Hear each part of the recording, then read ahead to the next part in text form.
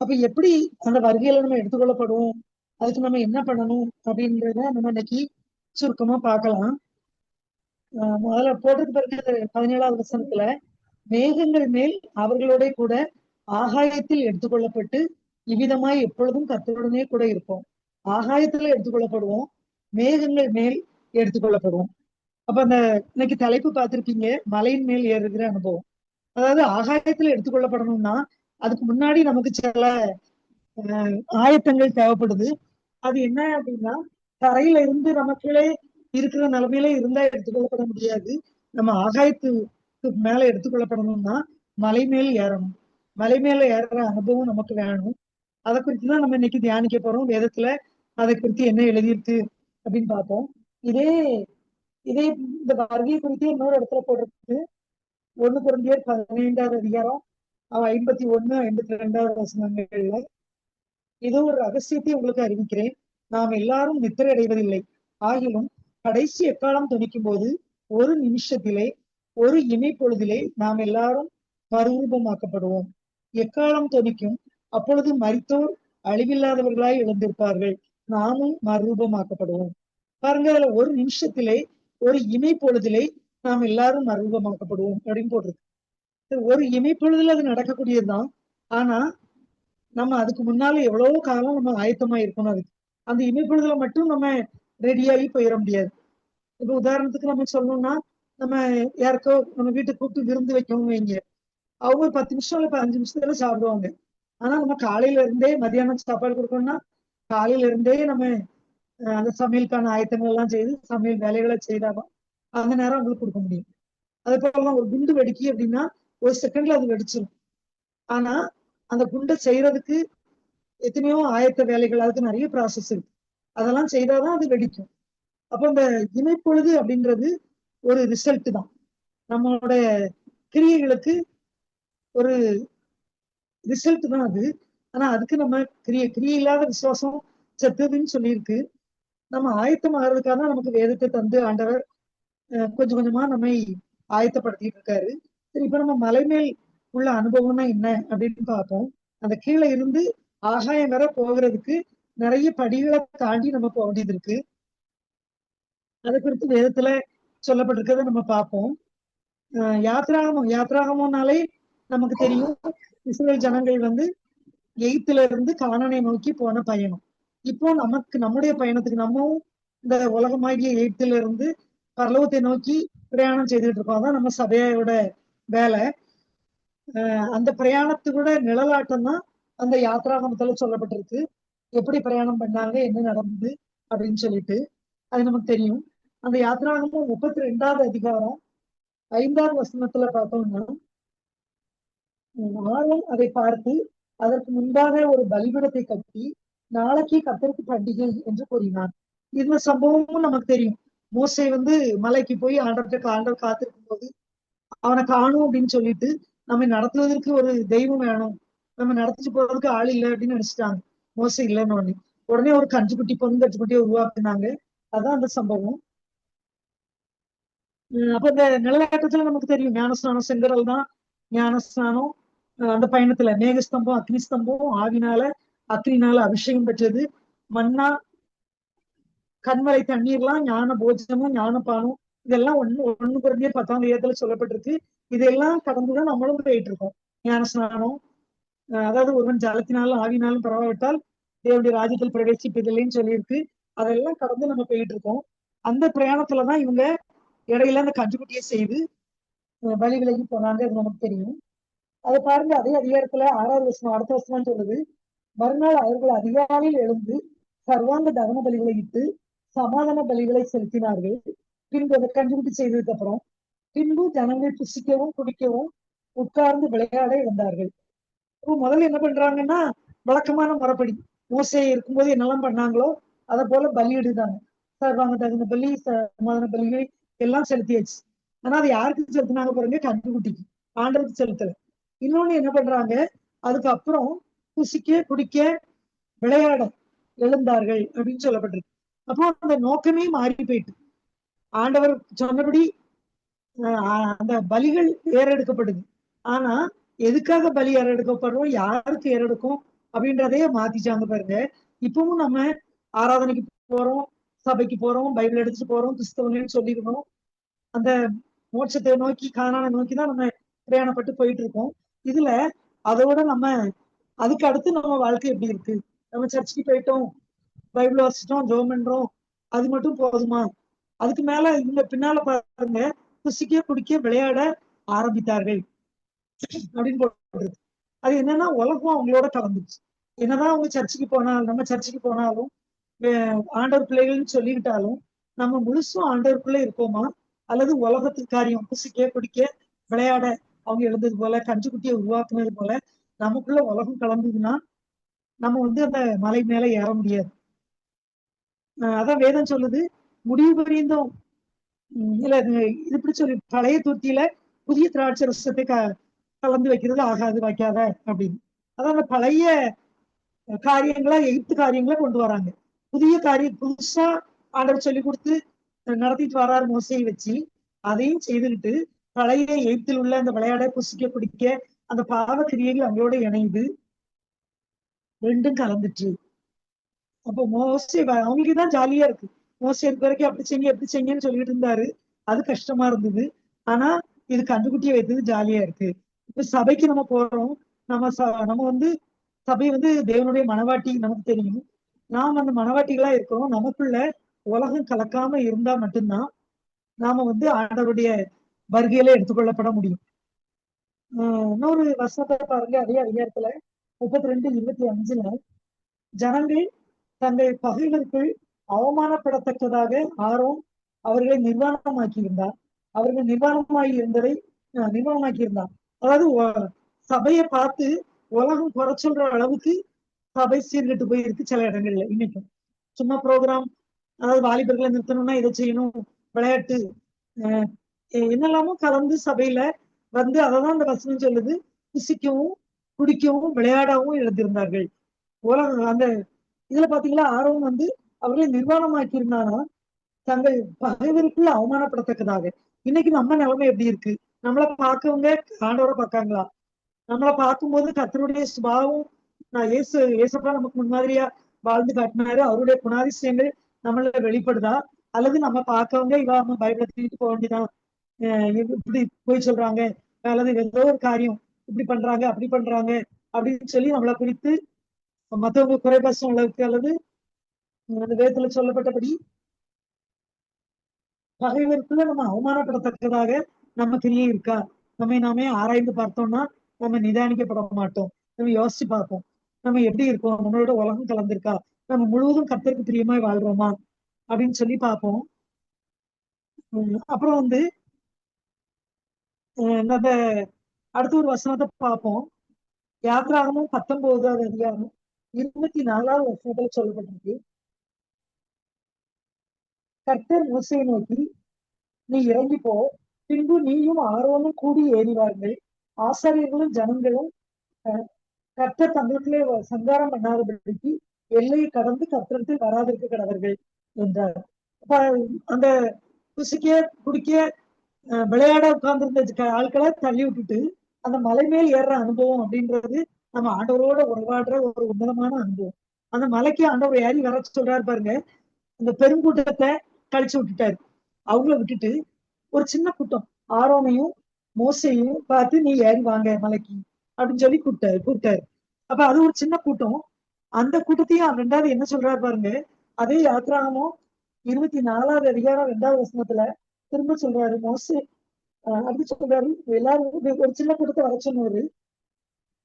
24வது அதிகாரம் முதல் வசனத்துல இருந்து பாருங்க, பின்பு அவர் மோசையை நோக்கி, நீயும் ஆரோனும் நாதாபும் அபியூவும் இஸ்ரவேலின் மூப்பரி 70 பேரும் கர்த்தரிடத்தில் ஏறி வந்து தூரத்தில் இருந்து பணிந்து கொள்ளுங்கள். நீங்க வாங்க, ஆனா பக்கத்துல வர வேண்டாம், தூரத்தில் நின்னுங்க. அந்த சின்ன கூட்டத்தையும், ஒரு பெரிய கூட்டத்தை வேற பக்கத்துல வரக்கூடாதுன்ட்டாரு மலை பக்கத்துல.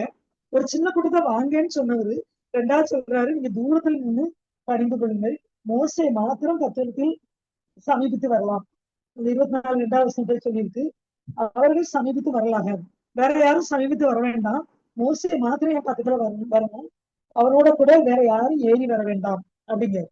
அப்ப இந்த மலை மேல் நம்ம ஏறக்கூடிய அனுபவத்துக்கு போனோம்னா நம்ம சில காரியங்களை விட வேண்டியது இருக்கு.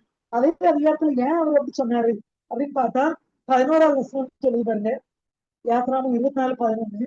அவர் இஸ்ரேல் புத்திரனுடைய அதிபதிகள் மேல் தம்முடைய கையை நீட்டவில்லை. அவர்கள் தேவனை தரிசித்து பின்பு புசித்து கொடுத்தார்கள். இதுல என்னன்னா, இந்த சின்ன கூட்டம் தேவனை தரிசித்து, அவர்களுக்கு தேவனை பத்தி தரிசனம் இருக்கு, தெரிந்து கொள்ளப்பட்டாங்க, அழைக்கப்பட்டாங்க. ஆனா வசனம் இருக்கு பாத்தீங்களா, அழைக்கப்பட்டவர்கள் அநேகர், ஆனா தெரிந்து கொள்ளப்பட்டவர்களே சிலர். அதே மாதிரி இவங்க அழைக்கப்பட்டவங்க தான், தேவனை குறித்த தரிசனம் இவங்களுக்கு இருக்கு. ஆனாலும் இவங்க அவங்கள போல விளையாடாட்டாலும் புசித்து குடித்தார்கள் அப்படின்னு சொல்லப்பட்டிருக்கு. தேவனை தரிசித்து பின்பு புசித்து குடித்தார்கள். அப்போ தெரிந்து கொள்ளப்பட்ட அல்லது அழைக்கப்பட்ட ஜனங்களுக்குள்ளேயும் ஒரு சின்ன கூட்டத்தை ஆண்டவர் திரும்பவும் தள்ளி வச்சிருக்காரு. அந்த மலை மேல ஏற விடல. தூரத்து தள்ளி உட்காருங்க, இங்க பக்கத்துல வர வேண்டாம் அப்படின்னு சொல்லிட்டாரு. அப்ப என்னன்னா, திரும்பவும் அவங்க புசித்து குடித்து ஆஹ் உலகம் கொஞ்சம் அவங்களோட கலந்துச்சு. தரிசனம் வந்ததுக்கு அப்புறமும் இன்னும் ஆண்டவர் எதிர்பார்க்கிற அந்த அனுபவத்துக்குள்ள அவங்க வரல. அதான் அந்த மலை மேல் ஏறுற அனுபவத்துக்குள்ள நம்ம இருக்கணும்னா நம்ம வந்து இன்னும் ஆண்டவரை கிட்டி சேரணும். இன்னும் சில காரியங்கள், உலக காரியங்கள் நம்மளை விட்டு போகணும். பரலோகத்துக்கு போவதுக்கு ஏற்ற ஆயத்தம் பரிசுத்தம் நம்மகிட்ட இருக்கணும். அதெல்லாம் கர்த்தர் விரும்புகிறார். அதான் சொல்றாரு, ஆவிலே தொடங்கி மாம்சத்தில் முடித்தார்கள் அப்படின்ட்டு. ஆவியில தொடங்குறோம், ரட்சிக்கப்பட்டிருக்கோம், அபிஷேகத்தை பெற்றுக்கொண்டோம், தரிசனங்களை வச்சிருக்கோம். ஆனா முடிவு பெரிய நிலைத்திருப்போனே ரட்சிக்கப்படுவான்னு சொல்லியிருக்காரு. நம்ம முடிவு பெரிய தான் அதை நிலைச்சு நிற்போமா? உலகம் ஒரு பக்கம் நம்மளை பின்னுக்கு இழுக்கும், மாம்சம் இழுக்கும், பிசாசு ஒரு பக்கம் தள்ளும். அதுக்கு நம்ம இடம் கொடுத்து பின்வாங்கி போயிட்டோம்னா நம்ம வந்து மலை மேல் அந்த உச்சிக்கு ஏறிவான ஆண்டவர் சொல்லக்கூடிய அந்த அனுபவத்துக்குள்ள நம்ம போக முடியாம போயிடும். அதனால நம்ம நிதான போன கடைசி காலமாயிட்டு மலை மேல் ஏறக்கூடிய அனுபவத்துல நம்ம உறுதியா உச்சி வரை ஆண்டவர் நம்மை பார்த்து ஏறிவா அப்படின்னு சொல்ற அனுபவத்துக்குள்ள நம்ம இருக்கணும். இன்னும் பாருங்க, இன்னொரு இதுல கொஞ்சம் பேரா மேல கூப்பிட்டாரு, அதுக்கு இன்னும் தள்ளி நில்லுங்கன்னு சொல்லிட்டாரு. அதே மாதிரி புதிய ஏற்பாட்டுல ஒரு சம்பவம் இருக்கு பாருங்க. மத்தேயு 17வது அதிகாரம் 4வது வசனத்தை பாருங்க.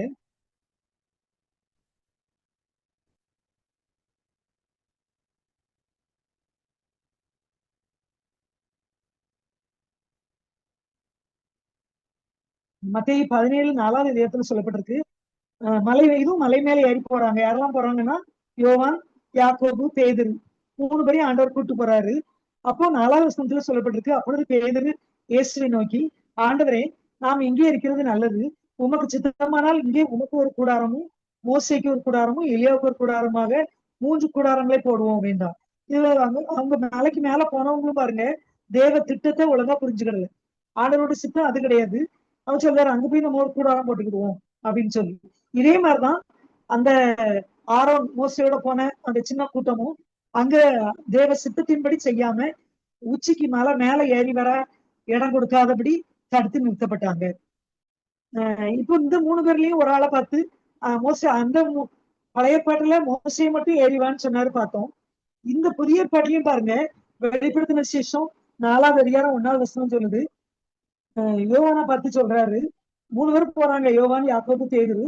அதுல யோவானை மட்டும் வெளிப்படுத்தின சொல்றாரு, இங்கே ஏறி வா, இவைகளுக்கு பின்பு சம்பவிக்க வேண்டியவை உனக்கு காண்பிப்பேன் என்று விளம்பினது. அப்போ யோவானை மட்டும் இங்க தள்ளி வா, உனக்கு இன்னும் நிறைய காரியங்களை நான் காட்டுவேன் அப்படின்னு சொல்றாரு. அப்ப பாருங்க, நம்ம அந்த அழைக்கப்பட்டவர்களா தரிசனம் பெற்றவர்களா இருந்தா கூட இன்னும் நம்ம கிட்ட சேரணும். நம்ம தரிசனத்தை நம்ம விட்டுறக்கூடாது. இன்னும் அதிகமா உலக காரியத்துக்கு நம்ம இடம் கொடுத்துறாதபடி இன்னும் அதிகமா ஆண்டவர் காத்திருந்து, இன்னும் அதிகமா ஜபித்து வேதம் வாசித்து ஆண்டவரோட உறவாடி அந்த மலை மேல் உள்ள அனுபவத்தை நம்ம காத்துக்கொள்ளணும். இன்னும் கிட்டி மலை உச்சிக்கு போகக்கூடிய அனுபவத்தை நம்ம பெற்றுக்கொள்ளணும்.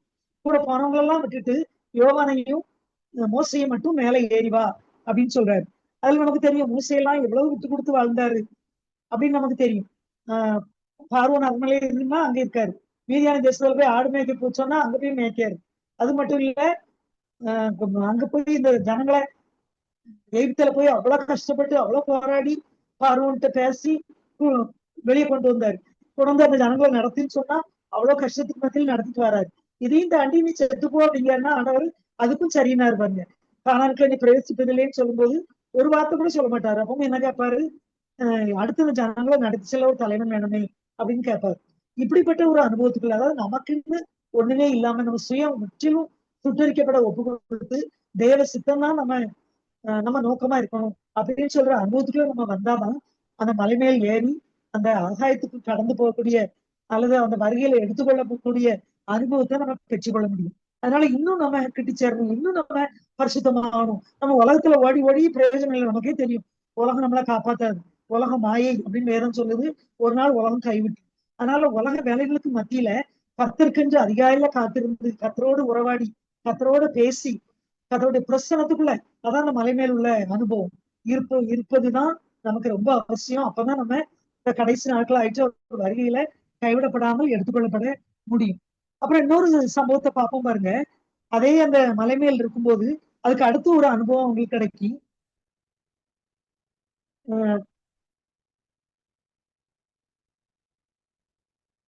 மத்தேயு இந்த புதிய ஏற்பாட்டிலையும் இருக்கு பாருங்க. அதுல மத்தேயு 17வது அதிகாரம் 5வது வசனத்துல சொல்லப்பட்டிருக்கு, அவன் போகையில் இதோ ஒரு ஒளியுள்ள ஒரு மேகம் அவர்கள் மேல் நிழலிட்டது.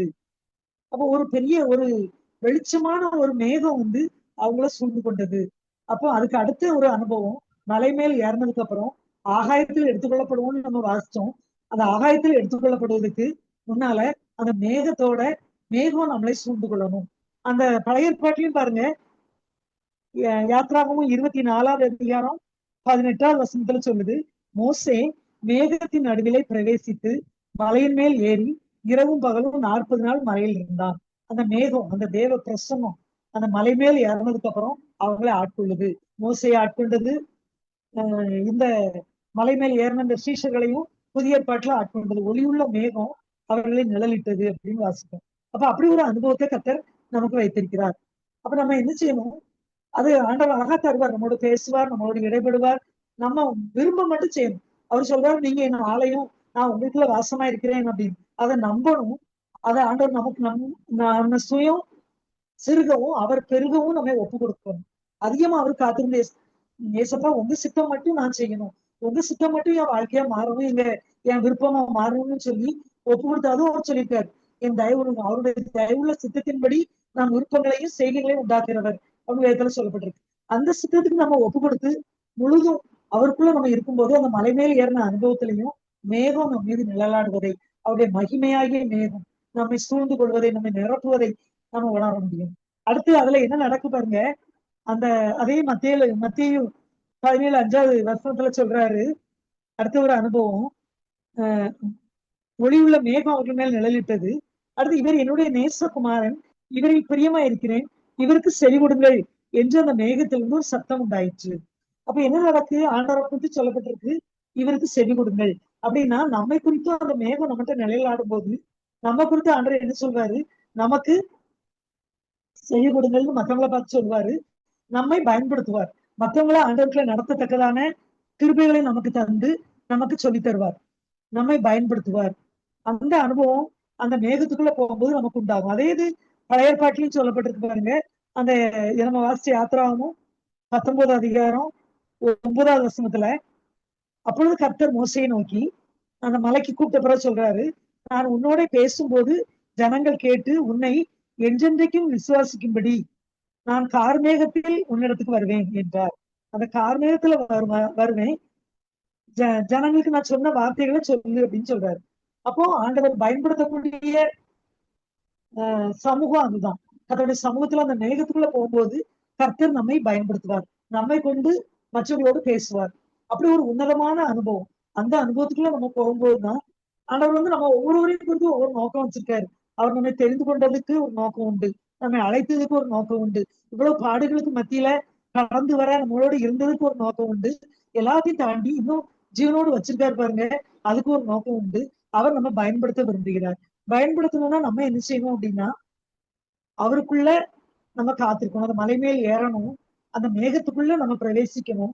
இன்னும் பாருங்க, வேதம் சொல்லுது, எந்த மனுஷனையும் பிரகாசிப்பிக்கிற மெய்யான ஒளியே அந்த ஒளி அப்படின்னு இயேசு கிறிஸ்துவை பத்தி யோவான் 1வது அதிகாரத்துல சொல்லப்பட்டிருக்கு. இன்னொரு இடத்துல சொல்லப்பட்டிருக்கு, நீங்கள் உலகத்துக்கு வெளிச்சமா இருக்கிறீர்கள். அப்ப எந்த மனுஷனையும் பிரகாசிப்பிக்கிற ஒளி அவரு.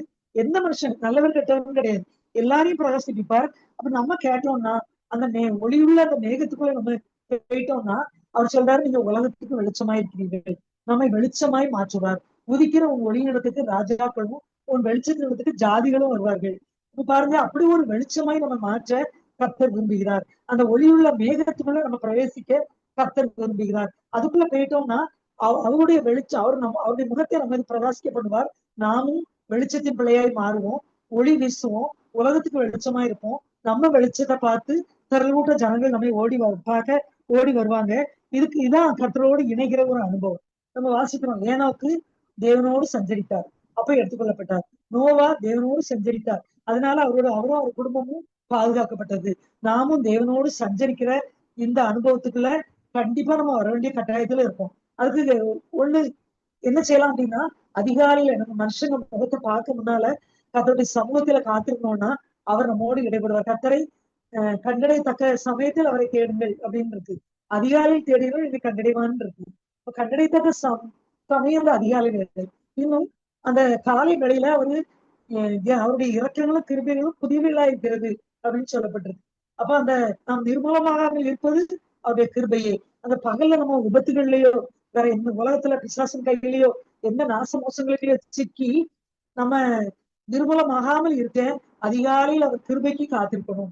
அப்போ நம்ம அவருக்குள்ள போய் அந்த தினந்தோறும் நம்ம காத்திருந்தோம்னா அவரு அந்த நேரத்துக்கு வந்து நிற்பார், நம்மளோட உறவாடுவார். அந்த ஒளியுள்ள மேகத்துக்குள்ள நம்ம பிரவேசிக்க முடியும். நம்மை பயன்படுத்துவார், நம்மோடு பேசுவார், ஒரு வெளிச்சமாய் நம்மை மாற்றுவார். நம்ம உலகத்துக்கு வெளிச்சமே மாறுவோம். அப்புறம் நம்ம பாவம் செய்ய முடியாது, அவர் நமக்குள்ள இருக்கிறார். அவர் பிரசனத்தை நம்ம உணர்வோம். நம்ம சரீரம் முழுவதும் அவருடைய ஆலயமாய் மாற்றப்படும். அப்படி இருக்கும்போது நம்ம உலகம் நம்மளை மாசுபடுத்த முடியாது. உலக காரியத்தை நம்ம பார்க்க மாட்டோம். அந்த நாளுக்கு அதாவது நமக்கு தெரியும், காலையில நம்ம எதை நினைக்கிறோமோ அது அந்த நாள் ஃபுல்லா நம்ம சிந்தையில வந்துட்டு இருக்கோம். ஒரு பாட்டை கேட்டோம்னா அந்த நாள் ஃபுல்லா அந்த பாட்டு சத்தம் நம்ம கேட்டுக்கிட்டு இருக்கோம். அதே போல காலையில ஒரு சமூகத்துக்கு போயிட்டோம்னா அந்த நாள் ஃபுல்லா நம்ம சிந்தையை கர்த்தர் காத்துக் கொள்வார். நம்ம எண்ணத்தை அவர் பார்த்து நம்ம இதயத்தை அவர் நிரப்புவார். அவருடைய சிந்தை நமக்கு உண்டாயிருக்கும். நம்ம சரீரம் அவருடைய ஆலயமாய் மாற்றப்பட்டிருக்கும். முழுவதும் நம்மில் அவர் பெருகி நம்மை ஆளுகை செய்து நடத்துவார். முழுவதும் நம்ம அவரை பிரதிபலிக்கிறவர்களாய் அவருடைய குணாதிசயங்களை பிரதிபலிக்கிறவர்களாய் இருப்போம். அப்படி ஒரு ஆண்டவரோடு சஞ்சரிக்கிற அனுபவத்துக்குள்ள நம்ம இருந்தாதான் முடியும். இன்னும் கொஞ்ச காலமா இருக்குன்னு சொல்லி பிசாசு கூட எவ்வளவோ வேகமா செயல்படுது அப்படின்னு நம்ம வாசிக்கிறோம். ஆனா நம்ம உணர்வில்லாதவர்களா இருக்கக்கூடாது. நோவ காலத்துல ஜனங்கள் உணவு இல்லாதவர்களா இருந்தாங்க அப்படின்னு சொல்லப்பட்டிருக்கு. நோவா காலத்துல நடந்தது போல இப்பவும் நடக்கும்னு சொல்லியிருக்கு. அதே போல ஆதியாகமம் 6:7 11 சொல்லியிருக்கு, பூமியை சீர்கெட்டு போய் இருந்தது, பூமி கொடுமையால் நிறைந்திருந்தது நோவா காலத்துல. அதேதான் இப்ப நடந்துகிட்டு இருக்கு, நம்ம பார்த்துக்கிட்டு இருக்கோம். அப்ப இந்த காலத்துல நோவா மட்டும் தன் காலத்தில் உள்ளவர்களுக்குள்ளே நீதிமானும் உத்தமனுமாய் இருந்தான். ஏன் இருந்தான்னா அவன் கர்த்தரோடு சஞ்சரித்து கொண்டிருந்தான். அந்த ஆதியாகமம் 6வது அதிகாரத்துல சொல்லப்பட்டிருக்கு, 9வது வசனத்துல. அப்போ நாமும் நம்ம உலகம் இப்ப சீர்கெட்டு போய் இருக்கு, அந்த உலகத்துல நம்ம வாழ்ந்துட்டு இருக்கோம். அதுக்கு மத்தியில நம்ம உலகத்தோட ஒத்து போய்விடாதபடி நோவாவை போல கர்த்தரோடு சஞ்சரித்து உத்தமனும் நீதிமானமாய் அவன் இருந்தது போல நாமும் நீதிமானும் உத்தமமாய் நாமும் இருந்தா மட்டும்தான் நம்முடைய குடும்பம் பாதுகாக்கப்படும். நம்ம சுற்றி இருக்கிறவங்கள நம்ம கர்த்தருக்குள் நடத்த முடியும். நாம் தேவனுக்கு பிரயோஜனமா இருக்க முடியும், நாமும் எடுத்துக்கொள்ளப்பட முடியும். அதனாலதான் கடைசி நாட்களாயிட்டு நம்ம துரிதமா செயல்படணும். வேற நமக்கு உலக வேலை என்னதான் இருந்தாலும் அதுக்கு மத்தியில நம்ம நேரம் செலவு பண்ணி 6 மணிக்கு நம்ம எழுந்து உலக வேலையை செய்யணும்னா 5 மணிக்கு நம்ம எழுந்திருந்து 1 மணி நேரம் கர்த்தருடைய பாதத்துல காத்திருப்போம். இது அந்தி சந்தி மத்தியான வேலைகள்ல நான் கர்த்தரை நோக்கி முறையிடுவேன் அப்படின்னு சொல்லி சங்கீதம் 55ல சொல்லப்பட்டிருக்கு. நமக்கு நேரம் கிடைக்கும் போதெல்லாம் போய் ஜெபிப்போம், நேரம் கிடைக்கும் போதெல்லாம் கர்த்தருக்கு நேரத்தை ஒதுக்குவோம், கர்த்தருக்கு காத்திருப்போம். அப்படி இருந்தோம்னா கர்த்தர் நம்மோடு இடைபடுவார், நம்மை நிரப்புவார். அந்த மலை மேல் உள்ள அனுபவம், அதையும் தாண்டி அந்த மேகத்தோடு உருவாடுற அனுபவம் இருந்தாதான் நம்ம அவரோட ஆகாயத்துல எடுத்துக்கொள்ளப்பட முடியும். அதான் முதல்ல பார்த்தோம் அந்த வசனத்தை. நம்ம ஆகாயத்துல எடுத்துக்கொள்ளப்படணும்னா நம்ம அந்த அனுபவத்துக்குள்ள வரணும். அதனால நம்மை அர்ப்பணிப்போம். உறுதியா இந்த விஷயத்துல நம்ம ஒரு பெரிய வைராக்கியம் கொள்ளணும். அதிகாலை தேடணும், ஆண்டவரோட உறவாடணும், வேதத்தை அதிகமா வாசிக்கணும், தியானிக்கணும், அதன்படி வாழணும். அதுக்கு முழுவதும் நம்ம ஒப்பு கொடுத்தா மட்டும்தான் நம்ம கைவிடப்படாம இருப்போம். அந்த வருகையில சும்மா நம்ம சர்ச்சுக்கு போனோம் வந்தோம் இப்ப நான் கிறிஸ்தவங்க அப்படின்னு சொன்னா போதாது. முழுவதும் கர்த்தருக்கு நம்ம ஒப்பு கொடுத்து அந்த மலைமேல ஏறின அனுபவத்தோடு அந்த மேகத்தை அடுத்த கட்டம் மேகத்தோட உறவாடணும். அதுக்கப்புறம் தான் ஆகாயத்துல நம்ம எடுத்துக்கொள்ளப்பட முடியும். அதனால நம்ம ஒப்பு கொடுப்போம், நம்ம தீவிரமா செயல்படுவோம், கர்த்தருடைய வருகைக்கு ரொம்ப தீவிரமா ஆயத்தப்படுவோம். அது மட்டும் இல்ல, கர்த்தர் சொன்னது போல நம்ம ஆயத்தப்பட்டு மற்றவர்களையும் எப்படி ஆயத்தப்படுத்தணும்னு ஆண்டவர் நமக்கு சொல்லி தருவார். அந்த ஒரே வசனத்தை வாசிப்போம். ஏசாயா 50வது அதிகாரம் 4வது வசனம் பாருங்க. இந்த காலையில தேடணும்னு சொன்னதுனால அந்த வசனம் ஞாபகம் வருது, அதையும் வாசிச்சிருவோம். நமக்கு அதிகாலையில ஆண்டவருக்கு காத்திருக்கும் போது ஆண்டவர் என்ன செய்வாராம்? 50வது அதிகாரம் 4வது வசனம், இளைப்படைந்தவனுக்கு சமயத்துக்கேற்ற வார்த்தை சொல்ல நான் அறியும்படிக்கு. இளைப்படைந்தவங்க நம்மளை சுத்தி எவ்வளவு பேர் இருக்காங்க, அவங்களுக்கு சமயத்துக்கேற்ற வார்த்தையை சொல்ல நான் அறியும்படிக்கு கர்த்தராகிய ஆண்டவர் எனக்கு கல்விமானி நாவை தந்தறினார். நமக்கு கல்விமானி நாவை, அவங்களுக்கு என்ன சொல்லணும், அவங்களுக்கு சமயத்துக்கு ஏற்ற வார்த்தை எதை சொல்லணும் அப்படின்னு நமக்கு சொல்லத்தக்கதான கல்விமானி நாவை தருவாராம். எப்பவும் தருவார் பாருங்க, அடுத்து போட்டிருக்கு, காலைதோறும் என்னை எழுப்புகிறார். காலையில நம்ம ஒரு 2 நாள் கஷ்டப்பட்டு எழுந்தோம்னா அப்புறம் அவர் சரியா அந்த நேரத்துக்கு எழுப்புவார். காலைதோறும் என்னை எழுப்புகிறார், கற்றுக்கொள்கிறவர்களை போல நான் கேட்கும்படி என் செவியை கவனிக்க செய்கிறார். ஸ்கூல்ல பிள்ளைங்க எப்படி கற்றுக்கொள்றாங்களோ அவங்கள போல நாம கவனிக்க கேட்கும்படி என் செவியை கவனிக்க செய்கிறார். இவ்வளவு அழகா ஆண்டவர் சொல்லிட்டாரு பாருங்க. அதிகாலையில் அவர் காத்திருக்கும் போது மற்றவர்களை ஆயத்தப்படுத்த என்ன வார்த்தை பேசணும், என்ன சொல்லணும்னு நமக்கு சொல்லி தருவார். நம்ம சுத்தி எத்தனையோ பேர் இழைப்படைந்து போய் இருக்காங்க, கத்தருக்குள்ள வராம இருக்காங்க. அவங்கள ஆதாயப்படுத்த கத்தர் நம்மை பயன்படுத்துவார். நாமும் கத்தரும் ஒன்றாகக்கூடிய அந்த அனுபவத்தை நம்ம பெற்றுக்கொள்ள தீவிரிப்போம். சாதாரணமா நினைக்க வேண்டாம் இதை, இது ரொம்ப முக்கியமான விஷயம். கத்தருடைய வருகை சமீபமாயிட்டு நம்ம ஒவ்வொருவரும் ஆயத்தமாகவும் பிறரை ஆயத்தப்படுத்துவோம். கத்தர் தாமே இந்த வார்த்தைகளை ஆசீர்வதிப்பாராங்க.